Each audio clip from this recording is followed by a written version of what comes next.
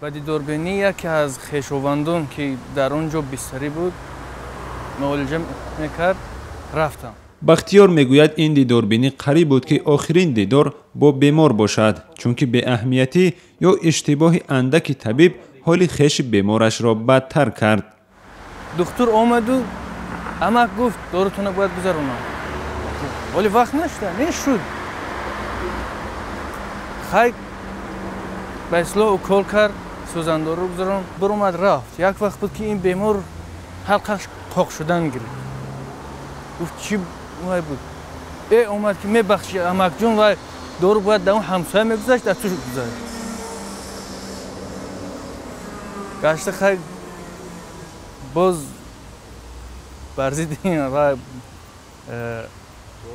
دارو گذراندن. بختیار شکر میکند که طبیبان سری وقت این اشتباه خود را فهمیده برای برقراری سلامتی بیمار داروهای لازمی را گذراندند.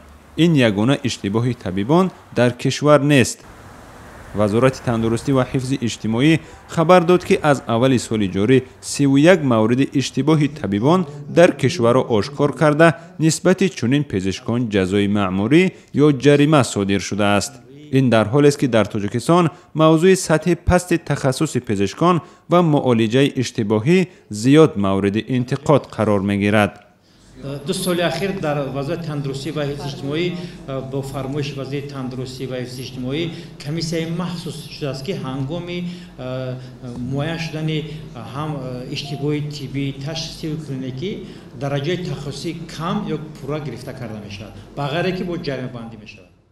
در آغاز ماه جاری رسانه‌ها خبر دادند که یک پزشک بیمارستان در ناحیه باباجان غفورو به دلیل پول نداشتن کودک او را معالجه نکرده در نهایت این پسرک فوتیده است.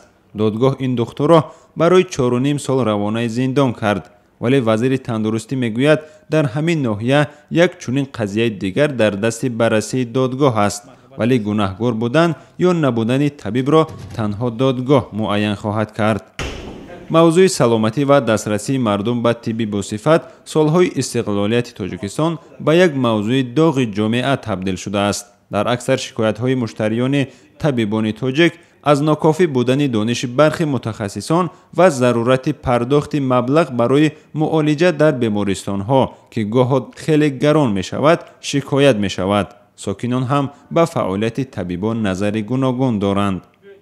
همین دکترای و طبیبای حاضر به حد خنک نظرانه میکنن، رفتار میکنن نسبت به آدما. برای اون که برای چی نمیدونم، ممکن که سطح درآمد معاششون کم باشد. خیلی یک علاج کنن که معاش همین بلند کنه تا که آدم با یک کمتر نقض نگاه کنن.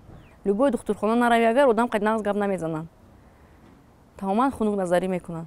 حاضرش به نقض کردن. اپراسته کردن خیلی نقض و وزبین بود. نقض اپراستش نقض برگزاروندن. حضورش به نقص دکتر هم نقص میکرد شدیم، وقتش به اکول دورش کرد شدیم.